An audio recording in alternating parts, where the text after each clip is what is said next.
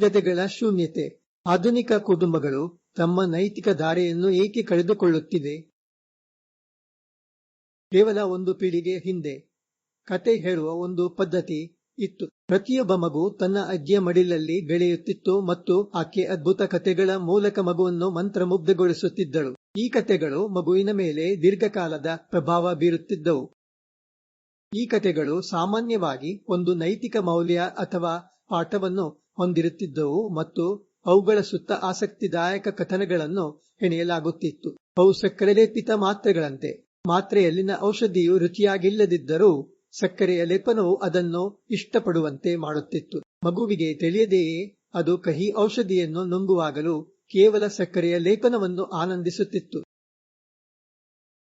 ನಮ್ಮ ಮೆದುಳು ಇತರರನ್ನು ಅನುಕರಿಸುವುದರಲ್ಲಿ ಪರಿಣಿತವಾಗಿದೆ ಮತ್ತು ಈ ಇತರರು ನಿಜವಾದ ವ್ಯಕ್ತಿಗಳೇ ಆಗಿರಬೇಕಾಗಿಲ್ಲ. ಅವರು ಕತೆಗಳಲ್ಲಿನ ಕಾಲ್ಪನಿಕ ಪಾತ್ರಗಳು ಆಗಿರಬಹುದು. ಆದ್ದರಿಂದ ಮನರಂಜನೆಯ ನೆಪದಲ್ಲಿ ವ್ಯಕ್ತಿತ್ವ ರೂಪಿಸುವುದೇ ಕತೆಗಳ ನಿಜವಾದ ಉದ್ದೇಶವಾಗಿದೆ. ಇಲ್ಲಿ ನಾನು ಮಗು ಬೆಳೆಯುತ್ತಿರುವಾಗ ಅದರ ನಡತೆಯನ್ನು ರೂಪಿಸುವ ಬಗ್ಗೆ ಮಾತನಾಡುತ್ತಿದ್ದೇನೆ.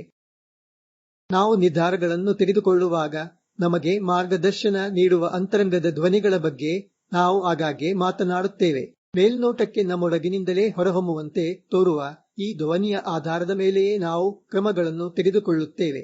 ಒಬ್ಬ ವ್ಯಕ್ತಿಗೆ ನಿರ್ದಿಷ್ಟವಾಗಿರಬಹುದಾದ ಯಾವುದೋ ಜನ್ಮಜಾತ ಅಂತರಂಗದ ಧ್ವನಿಯ ಸಾಧ್ಯತೆಯನ್ನು ನಾನು ನಿರಾಕರಿಸುತ್ತಿಲ್ಲ.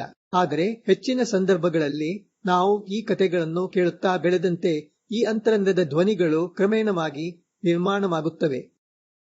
ಈ ಕತೆಗಳು ನಮ್ಮ ಸುತ್ತ ಪ್ರಜ್ಞೆಯ ಸಂಸ್ಕಾರಕಗಳಾಗಿ ಕೆಲಸ ಮಾಡುತ್ತವೆ ಮತ್ತು ಅಂತಹದ್ದೇ ಪರಿಸ್ಥಿತಿ ಎದುರಾದಾಗ ನಮ್ಮ ಪ್ರಜ್ಞಾಪೂರ್ವಕ ಆಯ್ಕೆ ಇಲ್ಲದಿದ್ದರೂ ಮೆದುಳು ತಾನಾಗಿಯೇ ಏನು ಮಾಡಬೇಕೆಂಬ ಸರಿಯಾದ ಮಾರ್ಗವನ್ನು ಸೂಚಿಸುತ್ತದೆ.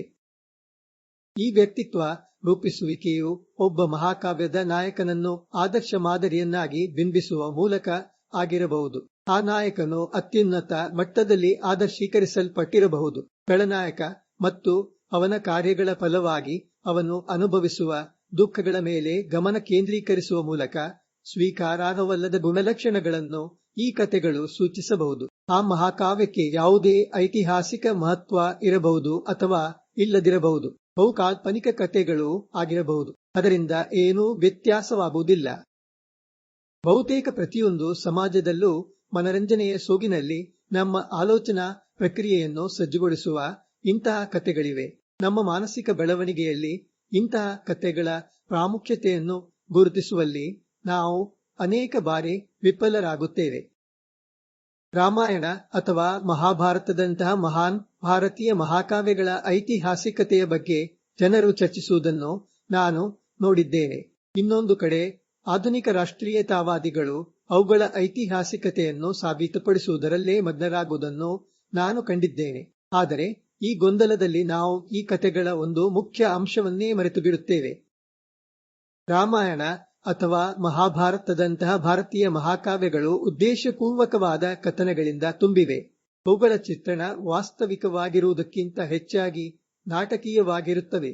ನಾಯಕನು ಯಾವಾಗಲೂ ಎಲ್ಲ ರೀತಿಯಲ್ಲೂ ಮೆಚ್ಚುಗೆಗೆ ಪಾತ್ರನಾಗಿರುತ್ತಾನೆ ಮತ್ತು ಖಳನಾಯಕನು ಎಲ್ಲ ರೀತಿಯಲ್ಲೂ ದ್ವೇಷಕ್ಕೆ ಅರ್ಹನಾಗಿರುತ್ತಾನೆ. ಇಂತಹ ಚಿತ್ರೀಕರಣವು ಈ ಕಥೆಗಳನ್ನು ಅವಾಸ್ತವಿಕ ಮತ್ತು ಕಾಲ್ಪನಿಕವೆಂಬಂತೆ ಬಿಂಬಿಸಬಹುದು. ಅನೇಕ ಜನರು ಈ ಕಥೆಗಳನ್ನು ಕಟ್ಟುಕಥೆಗಳು ಎಂದು ತಳ್ಳಿಹಾಕುವ ತಪ್ಪು ಮಾಡುತ್ತಾರೆ. ಕೆಲವರು ಈ ಕಥೆಗಳಲ್ಲಿನ ಘಟನೆಗಳ ಐತಿಹಾಸಿಕತೆ ಮತ್ತು ವಾಸ್ತವತೆಯನ್ನು ಹುಡುಕುತ್ತಾರೆ. ಆದರೆ ಅಲ್ಲೇ ನಾವು ತಪ್ಪು ಮಾಡುತ್ತೇವೆ. ವಾಸ್ತವವಾಗಿ ಈ ಕಥೆಗಳು ಅವುಗಳ ಐತಿಹಾಸಿಕ ನಿಖರತೆಗಿಂತ ಹೆಚ್ಚಾಗಿ ಮನಸ್ಸಿನ ಮೇಲಿನ ಅವುಗಳ ಪ್ರಭಾವಕ್ಕಾಗಿ ಹೆಚ್ಚು ಮೌಲ್ಯಯುತವಾಗಿವೆ. ಇದು ಕೇವಲ ಭಾರತಕ್ಕೆ ಮಾತ್ರ ಸೀಮಿತವಾಗಿಲ್ಲ. ಪ್ರಪಂಚದ ಪ್ರತಿಯೊಂದು ಸಮುದಾಯವು ತಮ್ಮ ವಿಭಿನ್ನ ಧಾರ್ಮಿಕ ಹಿನ್ನೆಲೆ ಮತ್ತು ಇತಿಹಾಸದ ಹೊರತಾಗಿಯೂ ಈ ಹಂತವನ್ನು ದಾಟಿ ಬಂದಿದೆ. ಹೆಚ್ಚಿನ ಆಧುನಿಕ ಸಮುದಾಯಗಳು ಈ ಕಥೆಗಳನ್ನು ಬಹಳ ಹಿಂದೆ ಬಿಟ್ಟು ಬಂದಿವೆ. ಅವುಗಳನ್ನು ಧಾರ್ಮಿಕವಾಗಿ ಹೇಳಲಾದ ಕಥೆಗಳು ಅಥವಾ ಯಾವುದೇ ಸಾರವಿಲ್ಲದ ಕೇವಲ ಕಲ್ಪನೆಗಳೆಂದು ತಿರಸ್ಕರಿಸಿವೆ. ಅದೃಷ್ಟವಶಾತ್ ಭಾರತದಲ್ಲಿ ಇಂತಹ ಕತೆ ಹೇಳುವಿಕೆಯನ್ನು ಇಂದಿಗೂ ಹೆಚ್ಚಿನ ಜನರು ಪ್ರೀತಿಸುತ್ತಾರೆ. ಈ ಕಥೆಗಳ ಮೂಲವು ಅಜ್ಜಿಯ ಮಡಿಲಿನಿಂದ ಟಿವಿ ಪೆಟ್ಟಿಗೆಗಳಿಗೆ ಸ್ಥಳಾಂತರಗೊಂಡಿದ್ದರೂ ಅವು ಬಹುತೇಕ ಅದೇ ಉದ್ದೇಶವನ್ನು ಪೂರೈಸುವ ಸಾಮರ್ಥ್ಯವನ್ನು ಹೊಂದಿವೆ. ಆದರೆ ದುರದೃಷ್ಟವಶಾತ್ ಆಧುನೀಕರಣ ಮತ್ತು ಹೊಸ ತಂತ್ರಜ್ಞಾನಗಳು ಈ ಕಥೆಗಳ ವಾಸ್ತವಿಕ ಉದ್ದೇಶಕ್ಕಿಂತ ಹೆಚ್ಚಾಗಿ ಅವುಗಳ ಮನರಂಜನೆಯ ಅಂಶಕ್ಕೆ ಹೆಚ್ಚಿನ ಒತ್ತು ನೀಡಲು ಪ್ರಾರಂಭಿಸಿವೆ. ಅದು ಕಿರಿಯ ಪೀಳಿಗೆಯ ವ್ಯಕ್ತಿತ್ವ ರೂಪಿಸುವಿಕೆಯಲ್ಲಿ ಒಂದು ಶೂನ್ಯತೆಯನ್ನು ಸೃಷ್ಟಿಸುತ್ತದೆ. ಯಾವುದೇ ಶೂನ್ಯತೆಯು ಅನಪೇಕ್ಷಿತ ವಿಷಯಗಳಿಗೆ ತೆರೆದ ಆಹ್ವಾನ. ಅದು ಕ್ರಮೇಣ ಅತಿಯಾದ ಮೂಲ ಪ್ರವೃತ್ತಿಗಳಿಂದ ತುಂಬಿಕೊಳ್ಳುತ್ತದೆ ಮತ್ತು ಪರಿಣಾಮವಾಗಿ ಅವು ವ್ಯಕ್ತಿ ಕೇಂದ್ರಿತವಾಗುತ್ತವೆ. ಹಾಗಾದಾಗ ಅದು ಯಾವುದೇ ಆರೋಗ್ಯಕರ ಸಮಾಜಕ್ಕೆ ಅತ್ಯಗತ್ಯವಾದ ಸಾಮೂಹಿಕ ದೃಷ್ಟಿಕೋನದೊಂದಿಗೆ ಸಂಘರ್ಷಕ್ಕೆ ಇಳಿಯಬಹುದು. ಮತ್ತೊಂದು ನಕಾರಾತ್ಮಕ ಪ್ರವೃತ್ತಿಯೂ ಇದೆ. ಕೆಲವೊಮ್ಮೆ ಈ ಕಥೆಗಳನ್ನು ಕೆಲವು ಧಾರ್ಮಿಕ ನಂಬಿಕೆಗಳನ್ನು ಪ್ರಚಾರ ಮಾಡುವ ಸಾಧನಗಳಾಗಿ ಬಳಸಲಾಗುತ್ತದೆ. ಸರಿ ಮತ್ತು ತಪ್ಪುಗಳು ಒಂದು ಕ್ರಿಯೆಯ ಪರಿಣಾಮಗಳಿಂದ ನಿರ್ಧರಿಸಲ್ಪಡಬೇಕು. ಆದರೆ ಅವುಗಳು ಒಂದು ಧಾರ್ಮಿಕ ಗ್ರಂಥದ ಆಜ್ಞೆಗಳಿಗೆ ಎಷ್ಟು ಪೂರಕವಾಗಿವೆ ಎಂಬುದರ ಮೇಲೆ ನಿರ್ಧರಿಸಲ್ಪಟ್ಟಾಗ ಸುಸ್ಥಿರ ಸಮಾಜದ ಒಂದು ಭಾಗವಾಗಿ ಬದುಕುವುದು ಹಿನ್ನೆಲೆಗೆ ಸರಿಯುತ್ತದೆ. ಯಾವುದೋ ದೇವರ ಅಧೀನರಾಗಿರುವುದೇ ಮುಖ್ಯವಾಗುತ್ತದೆ.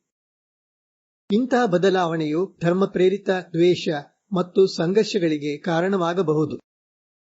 ನಮ್ಮ ಜೀವನದಲ್ಲಿ ಧರ್ಮದ ಪಾತ್ರವನ್ನು ಅತಿರಂಜಿಸುವ ಅಪಾಯಗಳನ್ನು ನಾವು ಅರಿತುಕೊಳ್ಳುವ ಸಮಯ ಬಂದಿದೆ. ಅದೃಷ್ಟವಶಾತ್ ಕೆಲವರು ಈ ಅಪಾಯಗಳನ್ನು ಅರಿತುಕೊಳ್ಳಲು ಪ್ರಾರಂಭಿಸಿದ್ದಾರೆ. ಧರ್ಮಕ್ಕಾಗಿ ಮಾನವ ಎಂಬುದು ಹೋಗಿ ಮಾನವನಿಗಾಗಿ ಧರ್ಮ ಎಂಬ ಪರಿಕಲ್ಪನೆ ಮುನ್ನೆಲೆಗೆ ಬರುತ್ತಿದೆ. ಅದು ಬಹಳ ಉತ್ತೇಜನಕಾರಿ ಬೆಳವಣಿಗೆ. ಮತ್ತೊಂದೆಡೆ ಪ್ರಪಂಚದ ಅಭಿವೃದ್ಧಿ ಹೊಂದಿದ ಭಾಗಗಳಲ್ಲಿ ಕೌಟುಂಬಿಕ ವ್ಯವಸ್ಥೆಗಳು ಈಗಾಗಲೇ ಕುಸಿದಿವೆ. ಪ್ರಜೆಯರೆಲ್ಲರೂ ವೃದ್ಧಾಶ್ರಮಗಳಿಗೆ ಸ್ಥಳಾಂತರಗೊಂಡಿದ್ದಾರೆ ಅಥವಾ ಒಂಟಿಯಾಗಿ ವಾಸಿಸುತ್ತಿದ್ದಾರೆ. ಯಾವುದೇ ಕತೆ ಹೇಳುವಿಕೆ ಇಲ್ಲ.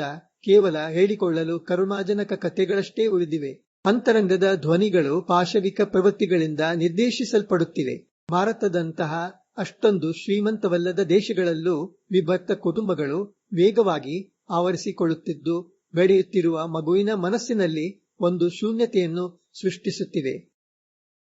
ಯಾವುದೇ ಶೂನ್ಯತೆಯು ಕ್ಲೇಶಕಾರಕ ಪ್ರವೃತ್ತಿಗಳಿಗೆ ಮುಕ್ತ ಆಹ್ವಾನವಾಗಿದೆ. ನಾವು ಈ ತಪ್ಪುಗಳನ್ನು ಅರಿತುಕೊಳ್ಳುವ ಸಮಯ ಬಂದಿದೆ.